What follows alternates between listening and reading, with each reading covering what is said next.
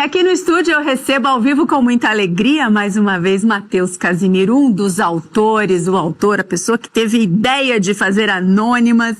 Seja bem-vindo. Bom dia, Matheus. Bom dia, Daisa. Como você tá? Tô bem, graças a Deus. Que bom que você tá aqui com a gente para falar um pouquinho sobre Anônimas, sobre essas mulheres que aparecem na Bíblia, no Antigo, no Novo Testamento, e que os nomes não aparecem. Como surgiu esse... Olha que bonito, gente. Que lindo.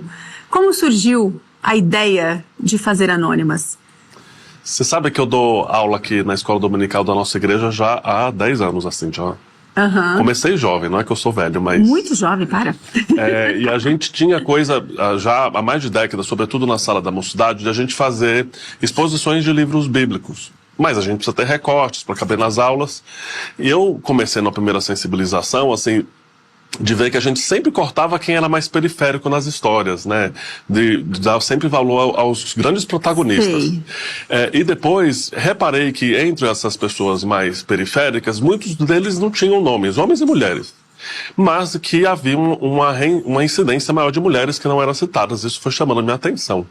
E aí um determinado falou, seria legal um dia escrever sobre isso. Isso foi alguns anos atrás e ficou lá. Assim. Ficou ali. E aí, ano passado, eu falei, é chegada a hora de pensar e desenvolver. Mas, eu pensei assim, eu escrever sobre muita gente vai demorar muito tempo. E a coisa da escrita é muito solitária, né? É uma parte ruim de escrever. Falei, que tal montar um grupo de autores e autoras completamente diversos entre si e que a gente pudesse escrever juntos. E chamei várias pessoas aqui da Igreja de Pinheiros que eram ou professores de escola dominical, ou que eu conhecia que tinha algum envolvimento com o ensino, ou que já foi líder de algum discipulado, que tinha algum grau de envolvimento. Falei, vamos escrever. Porque cada um escreve, a gente criou grupos de conversas, de debate sobre essas histórias. E ao mesmo tempo, acho que fica legal de a gente ter vários pontos de vista, tratando da mesma questão. Certo. Porque o interesse foi não ter apenas um homem também escrevendo sobre essas mulheres, mas tanto que 2/3 das autoras são mulheres. De ter um grupo diverso, que as pessoas saíssem das suas próprias experiências, do seu olhar, de olhar para essas personagens, e a partir disso fosse construído os textos. E aí você conseguiu reunir um grupo de pessoas, que eu acredito que todo mundo topou na hora? Foi isso? E aí, como foram esses encontros, essas reuniões, para que vocês chegassem num acordo, que cada um ia fazer? Como foi isso? Deve ter sido um processo interessante. Foi muito legal. Assim, eu pessoalmente adorei muito de estar nessa experiência, porque a ideia foi, selecionei assim, mais umas 20, 25 anônimas. Do Antigo e do Novo Testamento. E teve um processo, apesar de convidar, fica todo mundo meio assim, como é que será? Fica todo mundo meio em pânico, assim, da coisa. Então, a ideia foi a gente comentar sobre a relevância, sobre a estrutura desse livro, qual era o grande objetivo dele. A gente arrolou as anônimas para cada um escolher e ter um lugar, assim, mais tranquilo de conseguir se apropriar das personagens que você escrever. Então, a ideia também foi pegar personagens que tivessem um pouco a ver com cada autor e autora, certo? Assim, que tivesse alguma relação. Então, por exemplo, a mulher do fluxo de sangue, foi proibido um homem escrever.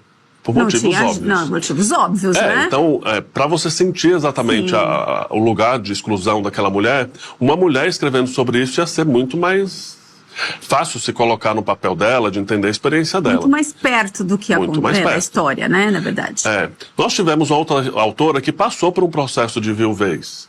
Então, naturalmente, ela escreveria da viúva pobre, talvez com um lugar mais fácil do que uma outra situação. Tivemos uma outra circunstância, que foi a minha mãe, a Tárcia, que linda, que escreveu sobre a mulher de Jó, que também é uma pessoa que na história dela tem o nome dela muito apagado por ser esposa de alguém, por ser esposa do pastor da igreja, que ninguém sabe o nome dela. Ela é uma anônima porque todo mundo só conhece o nome do pastor. Que legal. Então ela tratar de ser esposa de alguém e de ter o seu nome, foi uma coisa assim interessante. Então, essas coisas já foram meio obrigatórias, assim. Mas o resto, a gente deixou meio aberto de cada um se sentir à vontade de pegar uma. E aí a gente organizou 3 encontros de conversas, porque eu bolei uma certa estrutura. Então, todos os textos começam com uma explicação da história. Tá. Depois você seleciona alguma questão dessa história que você queira destacar e faz uma aplicação. Então, mais ou menos, todos os capítulos, apesar de terem as particularidades, o jeito do olhar do autor e da autora, a forma muito particular de escrever, seguiu mais ou menos uma mesma encomenda, vamos dizer assim, uma mesma estrutura. Uma mesma receita. Uma mesma receita. Dizer assim. E aí, nesses encontros, a gente ia conversando sobre cada uma dessas etapas. Então, cada um comentava, olha, eu pensei em descrever a história desse jeito, queria dar destaque a esse aspecto. E quando a gente vai fazendo encontros parciais, é uma lição de casa, que a pessoa também tem uma coisa de desenvolver. E a troca era muito legal, porque às vezes você escutava o que uma outra autora tinha feito tinha pensado. E dava um insight para a sua própria anônima. Então, tinha uma coisa muito bacana dessas trocas possíveis. E depois da definição da própria análise, porque às vezes a gente tem uma ideia, seria legal destacar isso, mas rola uma insegurança, né, claro. Será que é uma ideia boa mesmo, tal? E aí no grupo a gente tocava, nossa, muito boa, às vezes o que tá então assim, às vezes a pessoa levava uma insegurança e chegava no grupo, todo mundo achava interessante, é isso? Isso. E aí você ficava mais seguro de escrever daquilo, né?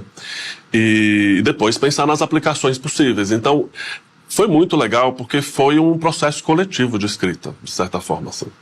Então, isso eu escrevi uma das anônimas e escrevi a introdução, e que contém um pouco a ideia de onde surge a ideia do livro, desse tema, e das possíveis relevâncias de por que eu acho que é muito relevante hoje a gente tratar dessa questão, e conto brevemente essa história que eu estou te falando.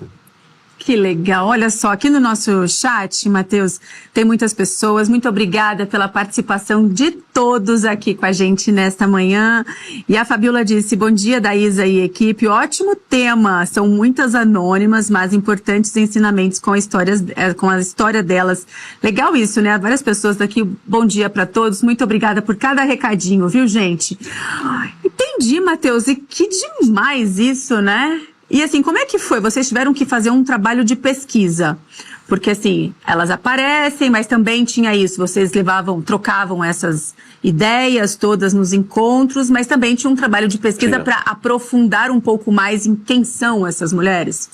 A gente passou, eu passei um comentário bíblico em comum, que era o ISB, que a gente usa para as nossas aulas. De escola dominical, passei para todo mundo ter uma referência comum, mas é claro que cada anônima às vezes tinha livros específicos, né? Olha aí. Que tratavam, não com olhares, por exemplo, no meu caso eu falei sobre a mãe de Sansão. A mãe de Sansão tem um livro que está amplamente divulgado do pastor Emílio Garófalo, que fala sobre Sansão. Ele não fala da mãe, mas tem um pouco da história, dos comentários de dados, assim, de como se enxergar juízes, de como ler. Tanto que eu faço citação do texto do Garófalo, que foi super importante. E assim como o exemplo que eu estou citando, vários autores se apoiaram em publicações, por vezes anteriores, que foram tidas. Então a bibliografia está aí devidamente aplicada. Mas o que a gente percebe é que, em muitos casos, mesmo nesses autores, as anônimas não eram as protagonistas, entende? Não por falha desses autores, claro que não, mas é porque é o status quo de como a gente às vezes interpreta. É claro que se eu vou estudar Sansão, ele é o grande star, né? Ele é o grande ponto, então a gente dedica muito tempo a ele. Mas quando a gente criou esse olhar das anônimas, a gente vai... o outro colega, que foi o Danilo, escreveu sobre a serva de Naamã. Que ela é, por exemplo, mais citada, tem textos que comentam um pouco sobre esse processo histórico. Mas, por exemplo, ele fez uma imersão sobre o contexto cultural do que era a escravidão.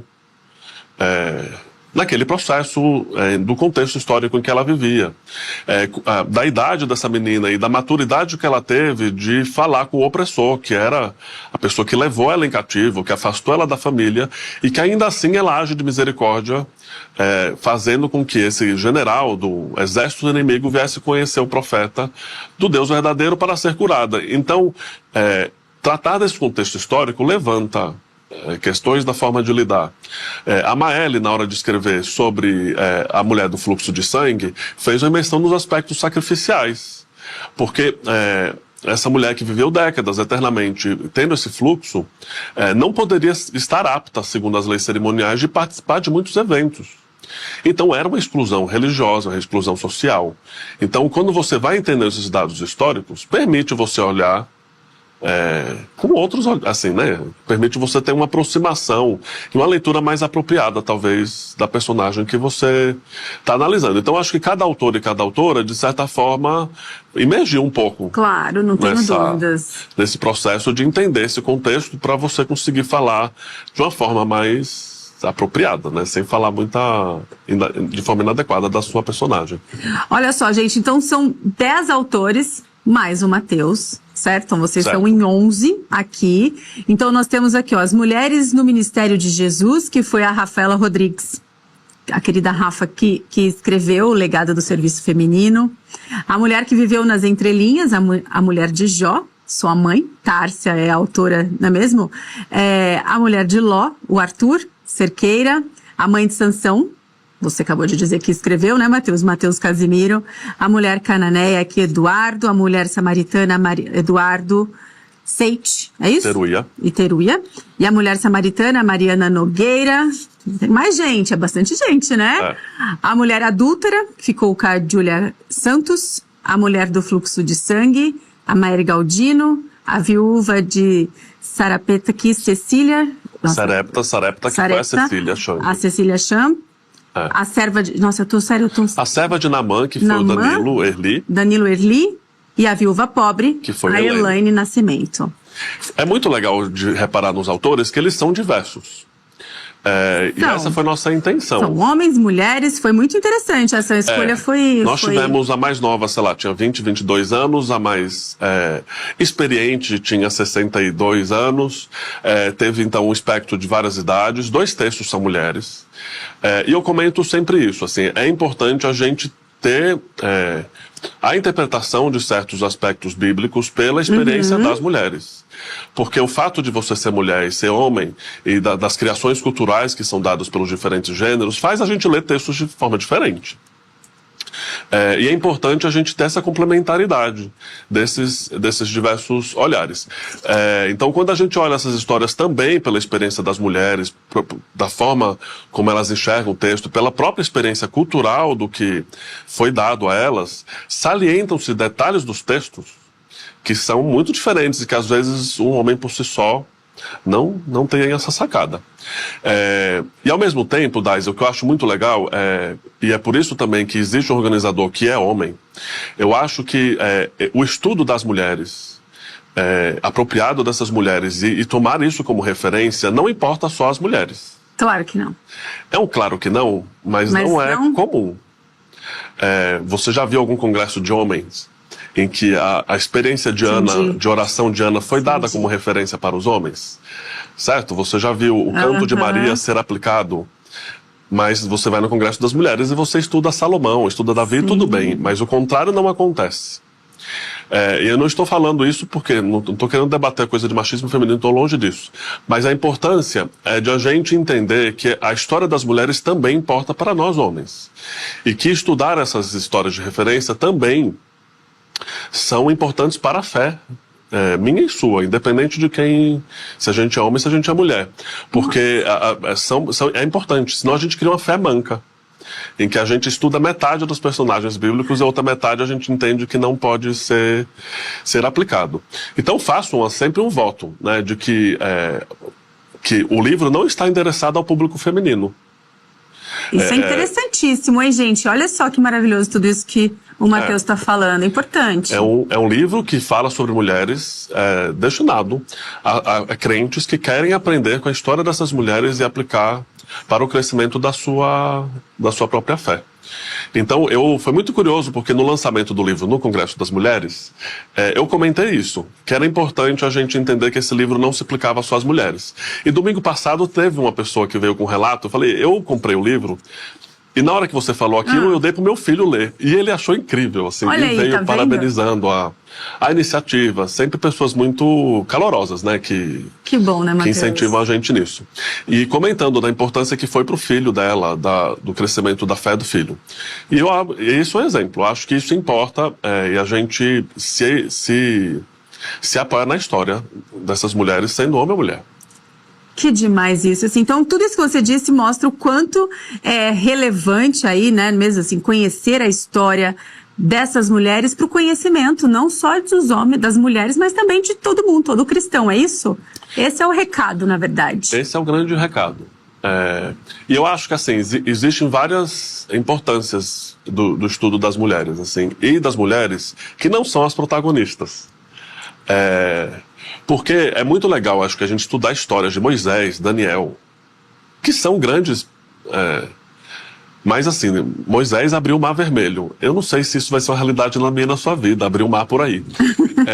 Talvez possa até ser, Deus ele é criativo. Mas muitas vezes a gente lidar com o conceito de exclusão, como eu citei da serva de Naamã, a gente citar com um processo de consagração, de mantimento que a gente tem, que foi o que aconteceu com a viúva pobre.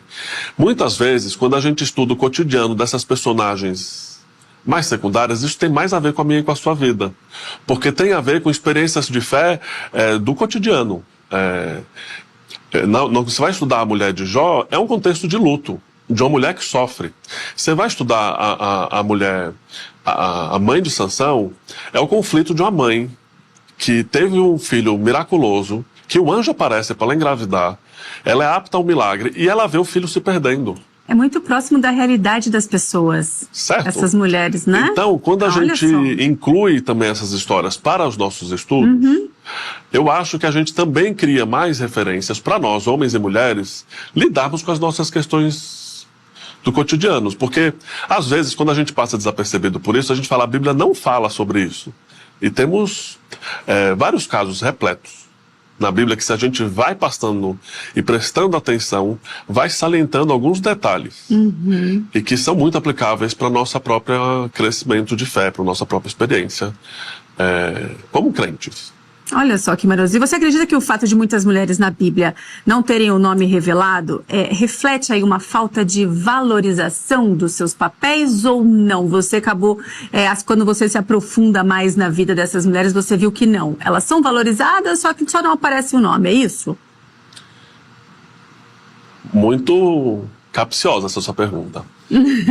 Porque eu acho que existe muita gente, quem foi convidada para fazer o prefácio foi uma antropóloga chamada Litzy Meyer, que foi minha professora dos adolescentes. Ela é uma pessoa até mais apta de falar sobre isso, porque ela dedicou uma carreira acadêmica dela dentro de antropologia a discutir a presença das mulheres no estudo do cristianismo. Ela tem livros nessa temática, tem cursos nessa temática, é incrível. E ela comenta isso e me apoio nela, que estuda isso mais que eu. A gente não entende que a Bíblia é machista e que, portanto, as mulheres foram excluídas porque os autores, por serem homens, queriam excluí-las de uma forma pensada. Até porque nós acreditamos num Deus que se fez carne, foi longe de ser uma pessoa que não valorizou as mulheres. Porém, a Bíblia foi escrita num contexto cultural. E nesse contexto cultural, muitas vezes a intenção de registro, ela não incluía as mulheres.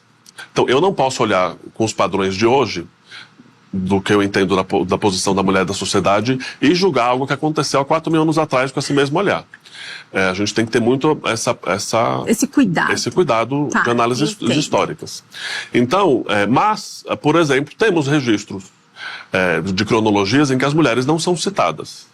Porque culturalmente elas não seriam aptas, por exemplo, em números. Foi feito um censo em que as mulheres não são citadas, porque estavam querendo fazer um censo para o exército.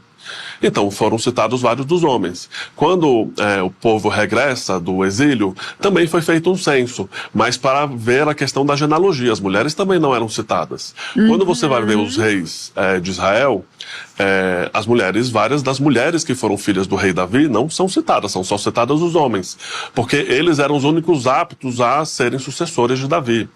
Então, tem motivações que refletem esse momento histórico em que as mulheres não tinham certas certas posições. Mas nós temos vários homens anônimos, que também não foram citados. Então, que o interesse do autor, muitas vezes, não era citar o nome, mas citar uma doença que a pessoa tinha, o leproso, o cego. Era para citar uma condição que aquilo tinha. Ou citar, assim, um bom samaritano. O que era interessante naquela história não é citar o nome da pessoa, mas citar a origem. Então, a mesma coisa aconteceu na mulher da Cananeia, certo? O que importava ali não era citar o nome, mas a origem dela. Existem as mulheres anônimas, mas também existem os homens anônimos. E isso vários. Não significa nada de que valoriza ou não o gênero. Exatamente. Então, nós não entendemos que a Bíblia tem um aspecto disso, de machismo, certo? Mas eu acho que também precisamos lembrar que podemos ter interpretações que puxam para a desvalorização da mulher. Isso não tem nada a ver com a Bíblia, mas com a minha cabeça de um homem ou de uma mulher no século XXI, da forma de ler a Bíblia hoje. E muitas vezes eu menosprezo o papel de determinadas mulheres, ou eu dou um subvalor, ou eu faço piadinhas na hora que eu vou contar histórias. Eu tomo muito cuidado com isso como professor de escola dominical, porque a gente às vezes fica aceitando as piadinhas. A gente bota muito peso em Eva e passa a mão em Adão. Entendi. Essas coisas. A gente dá muito valor ao sofrimento de Jó e não dá o mesmo peso de valor ao sofrimento da mulher de Jó. A gente, muitas vezes, é muito complacente com Abraão, enquanto estava 25 anos esperando um filho no deserto. E Sara, muitas vezes, a gente pesa a mão de um jeito diferente. O texto não dá essa diferença, mas muitas vezes a gente que lê ele, por questões culturais da nossa formação, a gente valoriza aspectos diferentes. E isso eu acho que é um lembrete. Que precisamos sempre ter essa chave, assim, de valorizar de forma equilibrada os personagens masculinos e femininos. Porque isso influi a igreja hoje. Eu não posso ficar fazendo aula em que eu incluo só a mulher num papel de consumo. Que sempre tem uma piadinha disso. De que a mulher, sempre no aspecto da sua desvalorização enquanto, vamos dizer, uma pessoa que é uma trabalhadora. Em vários aspectos, de eu ficar em pecados que são mais recorrentes aos homens, eu passo mais a mão. Em pecados das mulheres, a forma de condenar pecados, no homem eu passo mais pano. E da mulher eu sou mais incisivo. Certo? Então, e a gente sabe, e muitos dos nossos ouvintes também já tiveram experiência de muitas vezes, como tem pesos diferentes. Então nós precisamos estar atentos a isso. Há uma forma de a gente tratar como Cristo tratou, de uma forma equilibrada, homens e mulheres. Porque ambos são pecadores, ambos somos dignos da graça do Evangelho do mesmo jeito.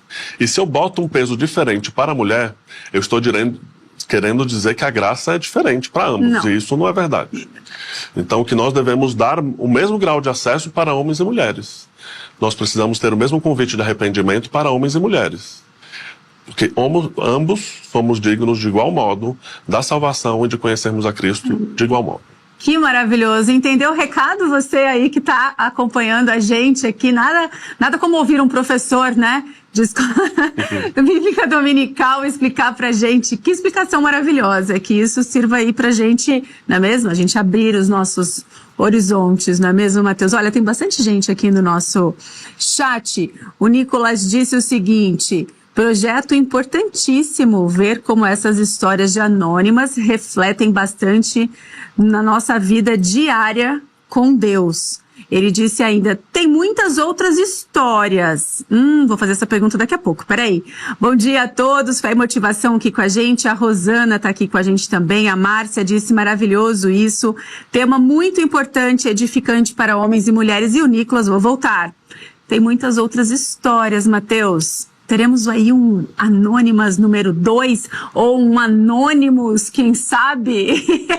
Já vamos pensar aí na segunda edição? Terceira? Não sei, depende do sucesso da primeira, talvez. Gente, vocês podem adquirir na editora Ezion. Você sabe que, é claro, deixamos outras mulheres de fora. Eu acho que temos interesse, temos possibilidades de pegar novas frentes. É claro que... vamos ver se avança. Mas, por hora, a gente está vivendo este projeto. e fazendo o máximo da divulgação dele, porque acho isso, é um tema pertinente. Sim. E eu acho que é um ponto de contato, inclusive, com pessoas que não ainda são professam a nossa fé, porque isso é um tema muito contemporâneo, de a gente ter um equilíbrio da forma de lidar com isso. Então acho que é uma ponte de contato que é incrível para quem ainda não conhece o Evangelho e para a gente ter uma oportunidade, uma desculpa de certa forma falar numa perspectiva cristã sobre esse assunto e já enfia Jesus no meio. Então eu acho que é uma boa ferramenta e eu espero que a gente tenha o 2. Eu me empolgaria de fazer o 2, mas tudo vai depender do sucesso do primeiro. Já é um sucesso, gente. Corre lá então, ó, Vou colocar aqui para você ver. Olha que bonito que ficou isso. www.editoraesion.com.br. Adquira já o seu livro Anônimas. Tá em promoção, que eu vi hoje, viu? Tá num precinho, ó, belezinha. Então, entre lá no site, faça aí, ó, para chegar, para você ler na sua casa agora, no feriado. Tem também na livraria aqui, a nossa livraria física, né, da editora Esion, aqui na Igreja Presbiteriana de Pinheiros, você encontra Anônimas. Conforme vocês foram escrevendo e você foi tendo acesso a todos esses textos, Mateus, assim, o que mais te tocou, hein? Não das histórias, mas quando você foi descobrindo mais sobre essas mulheres anônimas, o que mexeu com você escrever Anônimas? Eu acho que teve, de bate-pronto assim, duas questões. Primeiro, de entender e reiterar para mim a importância do coletivo. Boa. Se eu tivesse feito o livro sozinho, não teria ficado tão bom.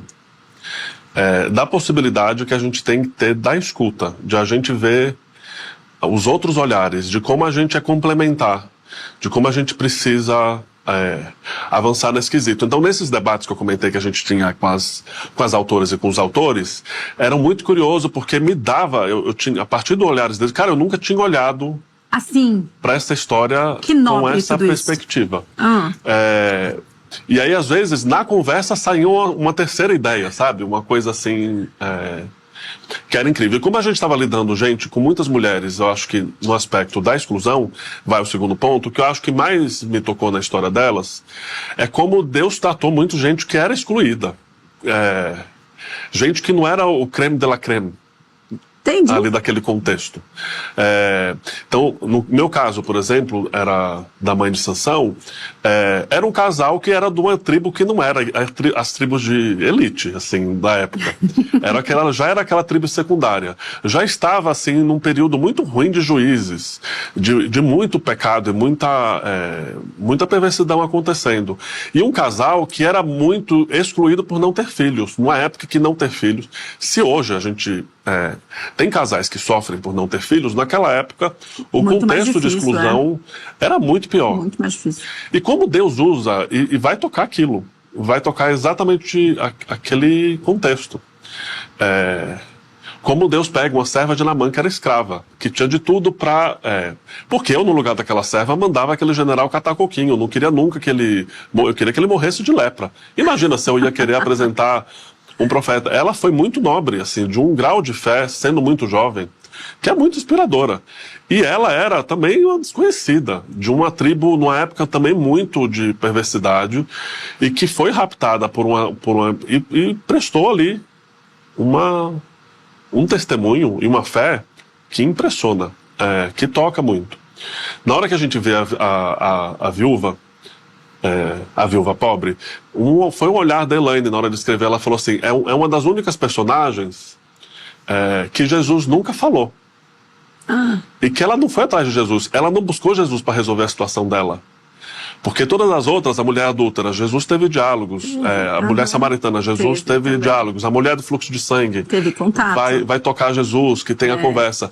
A viúva pobre, talvez só soube que ela foi citada depois quando morreu, porque ela entregou um dízimo, uma oferta, e foi embora. Jesus nunca parou ela. E ainda assim, Jesus viu nela um ato de uma mulher que era excluída, que não precisava estar ali, mas que opta por estar. E que, num contexto em que tinha muito homem dando seus dízimos muito pesados, ele falava assim, olha, quem melhor deu não foram esses homens todos, mas foi aquela mulher muito simples. Então, quando a gente vai tendo contato com essas histórias de pessoas que eram ordinárias, comuns e excluídas, a Rafa, na hora que vai falando das mulheres discípulas que seguiam Jesus, a gente sempre dá muita importância aos 12 discípulos que viraram apóstolos, porque eles são os grandes protagonistas. Mas muitas vezes a gente não dá o devido valor a várias mulheres que acompanhavam Jesus no ministério e tiram chacota, dizendo que Jesus primeiro apareceu para essas mulheres para a fofoca se alastrar mais rápido. Você já ouviu isso? Claro que já. Isso é horrível, né, gente? Que tira mas é verdade. Tira essas chacotas. Sim. E Jesus opta por aparecer essas mulheres. E reconhecer o papel que essas mulheres que tiveram, porque os 12 apóstolos estavam tudo longe. Quem foi lá acompanhar a crucificação, passar um unguento, visitar o túmulo, organizar, foram as mulheres. E Jesus reconhece a dedicação e a fé de muitas dessas mulheres dentro desse processo, que não foram citadas, bancaram financeiramente muito do ministério de Jesus Cristo. E quando a Rafa traz vários dos empenhos a partir dessas mulheres e como o ministério feminino importa para a igreja até hoje, dentro desse protagonismo das mulheres na construção da disseminação do evangelho, isso toca. Então, é muito legal a gente ver como o evangelho é construído por histórias simples, mas de pessoas que na sua simplicidade tiveram atos incríveis de fé. Verdade. E que às vezes a gente complica muito o evangelho. A gente fica trazendo muita groselha para dizer coisa do evangelho, enquanto a simplicidade de você reconhecer a Cristo, a reconhecer um ato que foi feito, uma gratidão, um sacrifício, por melhor que seja. O evangelho é construído por essas coisas, sabe? Então isso chama atenção. Nossa, então eu acredito que tem várias coisas que chamam a atenção, que te tocaram na construção desse projeto. E Anônimas, gente, então você encontra na editora Ezion, né? Essas mulheres que falam muito também, né? Da nossa realidade hoje, né? Traz bastante essa realidade. Tem gente aqui no nosso chat, Matheus, que falou o seguinte: a Fabiola, olha, acima de tudo, seres humanos que são criação de Deus, e vou comprar sim, é isso, né? Vamos aí, vamos adquirir Anônimas, você vai amar esse livro. Matheus, muitíssimo obrigada, parabéns pelo projeto, pela iniciativa, que feliz, né? Como Deus te abençoou quando você falou, vamos colocar um olhar diferente em cima dessas pessoas. Parabéns, viu? Parabéns mesmo. Agradeço a você sempre, porque você é incrível, sempre muito carinhosa de receber. Agradeço a editora Ezion, ao pastor Arival, meu pai, mas que tem um papel diferente aqui, de apoio à construção. Tem mesmo, verdade. A construção do livro, de bancar o projeto. A gente escreveu e depois fomos em editoras para viabilizar. Foi efetivamente a concretização de um sonho. E eu faço campanha, compre um livro, e eu quero ouvir devolutivas. Escrevam na editora. O que vocês acharam? Porque se tiver uma segunda, o retorno vai ser incrível para a gente ver essas opiniões de como é que está sendo recebido pelo pessoal a leitura. Excelente, gente. Então, Anônimas, as mulheres sem nome que marcaram a história da redenção. Esse livro aqui, Matheus e mais 10 autores fazem aí, né, trazem aí luz a essas pessoas, a essas mulheres que são importantes também na Bíblia. Matheus, muitíssimo obrigada. Volte sempre, viu? Sempre bom ter você aqui com a gente. Um prazer. Obrigadão, tá? Nós vamos agora para um rápido intervalo, gente. É bem curtinho, não saia daí.